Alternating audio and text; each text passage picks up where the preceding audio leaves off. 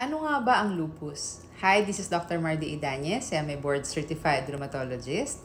Ang lupus ay isa sa napakadaming klase ng autoimmune disease kung saan ang inyong immune system ay nalito na sa halip na protektahan kayo ay siya mismong umaatake sa mga cells ng iyong katawan.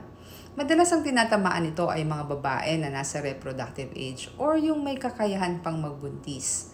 Pero kahit sino ay pwedeng magkaroon nito. Iba-iba ang presentasyon ng lupus kaya minsan mahirap ma-diagnose. Pero ang ilan sa madalas na sintomas nito ay lagnat, fatigue o yung pakiramdam na pagod, rashes lalo na sa mukha na tinatawag na butterfly rash, pagdalagas ng buhok, singaw, joint pains, kidney disease at madami pang iba.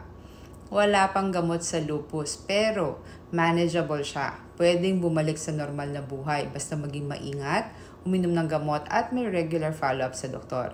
Pumunta sa pinakamalapit na rheumatologist sa inyong lugar.